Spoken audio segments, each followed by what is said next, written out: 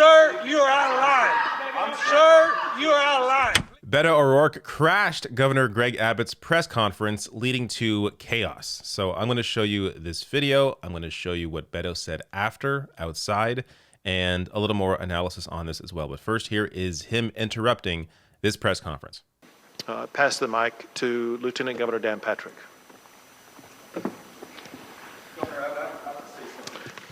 Excuse me. Excuse me. Excuse me.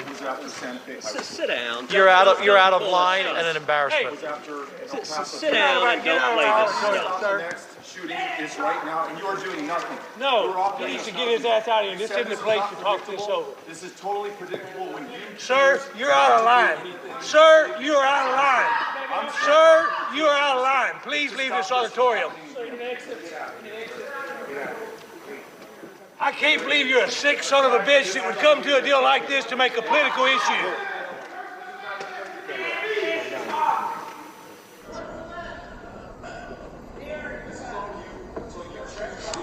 It's on assholes like you. Why don't you get out of here?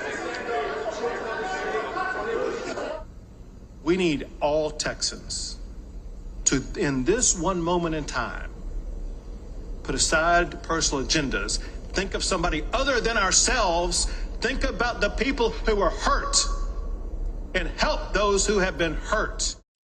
This righteous indignation from Greg Abbott is absolutely ridiculous, considering his history on the issue of gun rights and what he has fought for in the wake of mass shootings. Not more gun laws, less.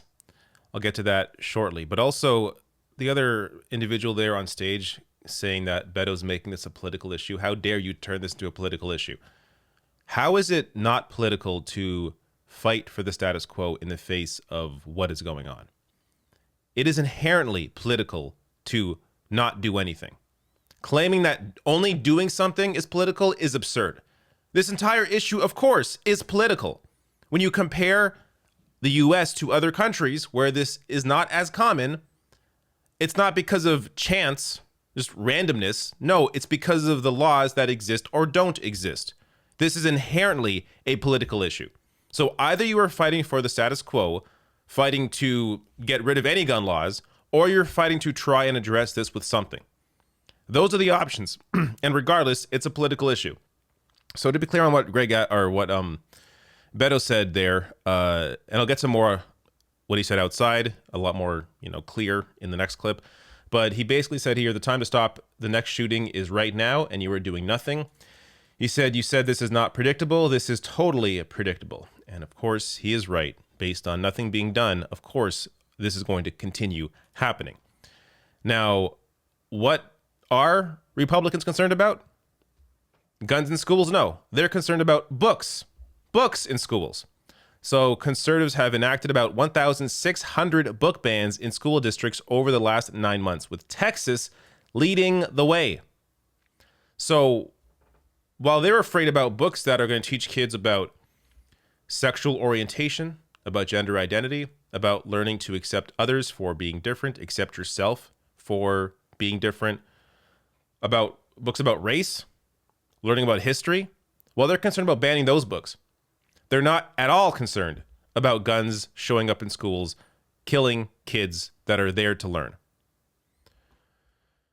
And on before I get to Greg Abbott, I saw this tweet and I want to share it. So Christopher Matthias here says, we just went through 2 years of parents storming school boards, calling masks child abuse. If you think that's child abuse, let's hope you're doing something about the lack of gun laws. Now to the next thing here. So Greg Abbott, I shared a bit of this in my previous video on this story, but I'm going to go over just a fraction of it here. So back in 2015, he tweeted out, I'm embarrassed. Texas #2 in the nation for new gun purchases behind California. Let's pick up the pace, Texans. And tags the NRA. Showing you again what this disgusting man is about. And if it wasn't already clear, from the Texas Tribune here, confronted with mass shootings, Texas Republicans have repeatedly loosened gun laws. So Governor Greg Abbott and other Republican leaders signaled an openness to some gun restrictions after recent mass shootings, but in the last several years, lawmakers have eased gun laws, most notably by passing a permitless carry bill last year. So in the face of mass shootings, they aren't fighting to do something about this. They aren't recognizing that, hey, mental health is an issue worldwide. The culture, in terms of, movies, TV, video games, that can't be the problem because Canada has the essentially exact same culture. We don't have these mass shootings. The only difference here is the guns. That's it. So if you're going to ignore that, then you are in favor of more children being shot in school. That is a fact. Last thing here before I get to the next clip. This from Gifford's Law Center. So they rate states based on their gun laws. So Texas gets an F rating. And it is so bad in Texas that guns are actually trafficked across the border into Mexico. So gangs come into Texas to acquire weapons to cross the border with them into Mexico. That's how bad it is in Texas. Now, here are, before I get to Beto's comments outside, I guess just to comment on what he did there. It's the bare minimum in terms of what you should be expecting from Democratic lawmakers or candidates. This is, I think, fantastic, showing that fight. Whether or not you think he's doing it to help his campaign, I don't even care. Who cares?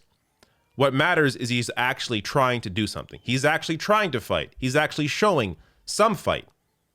It's a hell of a lot more than a lot of Democrats are doing. Now, of course, I have my own criticisms of Beto. His run for president was, I think, ridiculous. But in this instance, this is, I think, exactly what lawmakers and candidates should be doing. And this really, again, is the bare minimum. Now to his comments from outside after he did this. It is absolutely wrong. In fact, it is insane.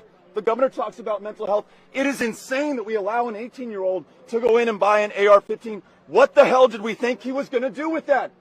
This one is on us. And what do you say to Texas Governor Greg Abbott, who says now is not the time to make this political? Now is the time to stop the next shooting. Right after Santa Fe High School was the time to stop the next shooting. Right after El Paso was the time to stop the next shooting. Right after Midland, Odessa was the time to stop the next shooting. And in each case, we say this isn't the time.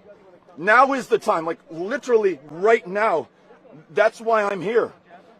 That's what we want as a state. That's what I want as a parent.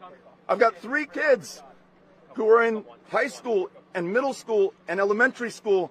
That's what they want.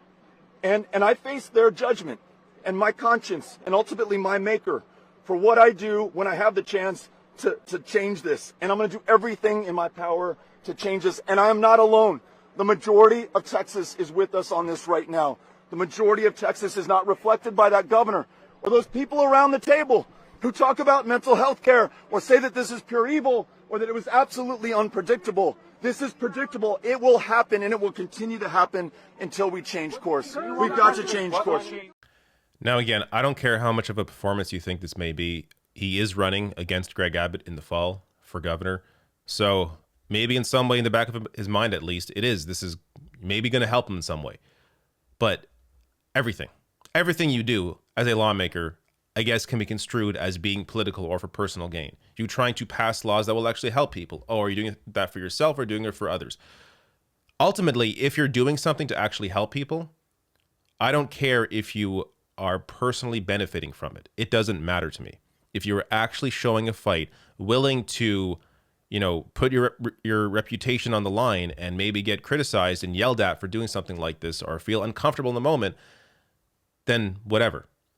As long as you're showing fight, doing what you can with whatever power you may have. Right now, he's just a candidate, but doing whatever you can with whatever power you have to try and change things, I think, is ultimately just a positive thing.